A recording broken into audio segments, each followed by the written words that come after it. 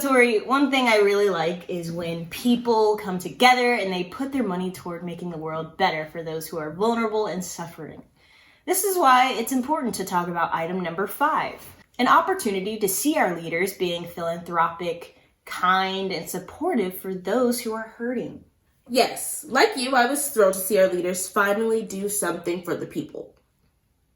Oh, wait. I see they just accepted a donation of just under $30,000. I wonder what that could be for. Maybe rent for people displaced by COVID. Oh, I know. They're going to support small businesses that have closed during the pandemic.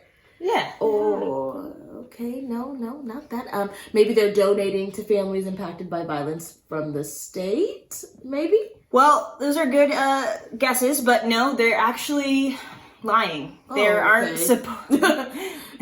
That's great. They aren't supporting the vulnerable. Instead, our city leaders accepted a donation from a group known as Rise Tampa, our police foundation. Rise Tampa is a registered not-for-profit that, from what we understand, donates equipment to our already overfunded and over-militarized police department.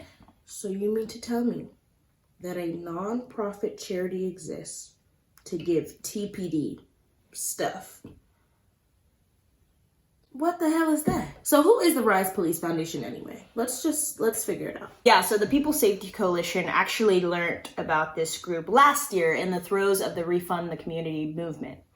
Our city leaders told us not to worry. They only had to increase TPD's budget last year by $13 million to cover pensions and salaries.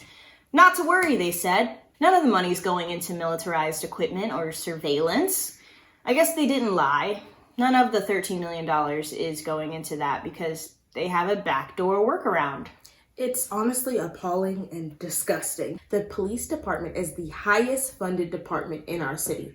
Why do they need donations from a third party? I wonder if there are any organizations that can donate to the housing fund or the county healthcare fund. If not, why not take these donations and place it there? And look at their mission.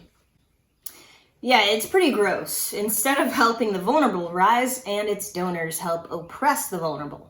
Imagine that. Wow, so it gets grosser and grosser. According to Rise's tax return filed in 2019 for the fiscal year of 2018, Rise Foundation received over $181,000 in revenue, a mix of donations, grants, and what have you, according to the Florida Commission of the Status of Women. Rise Foundation was created by former police chief, catch this, Jane Castor, who now serves as your mayor. So you're telling me that she decided to create a backdoor way to funnel more money into her over-ballooned department? That should be shocking, but it's not. Yeah, in our research, we also noticed Mayor Castor is currently a sitting board member at Grace Point.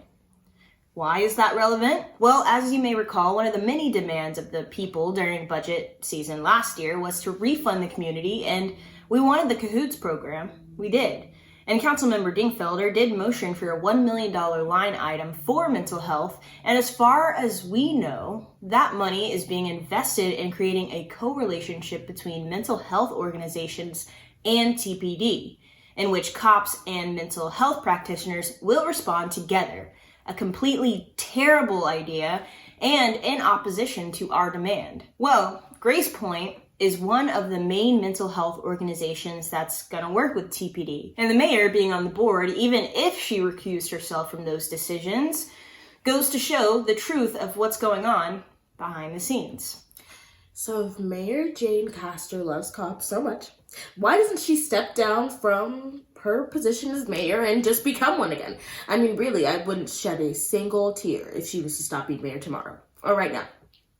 In fact, I would even help her pack her bags, clean her desk up. Like, girl, what do you need? Let's get you out of here quickly. All of our 7 city council members voted in support of the donation to TPD from Rise. It was nearly $30,000 worth of equipment, 9 helicopter flight helmets. So TPD is basically investing in more aviation-related surveillance because of course they are. I guess it's easier for them to see the blue tarps over the neglected East Tampa homes from the air. so that they know what neighborhoods to target. And as it has come out, aviation-related surveillance has been a major problem. In 2019, all 7 city council members voted in support of approving over $100,000 in drones. Throughout the 2020 protests, community activists reported being surveillanced by helicopters. We literally live in a police state, and no one is doing anything to stop it. Exactly. And I know you fell asleep during this meeting, but take a wild guess which one of our city leaders put in the initial motion to approve this donation. It couldn't have been Citro. It wouldn't have been Citro. There's no way it could have been. It was Citro, wasn't it? And that's why Citro gotta go. I'm over it. It honestly gets so tiring, but it's never gonna stop until the people make these folks feel the fire. They work for you. Call Citro. He's citywide. No matter what part of Tampa you're in, he answers to you. When you can, make a public comment at city council. It doesn't even need to be on an agenda item. Just speak your truth. Defund the police, refund the community, and listen to the people, and most especially the Black and Indigenous communities in Tampa. Listen to all of us, not just the ones who make you feel nice at the table.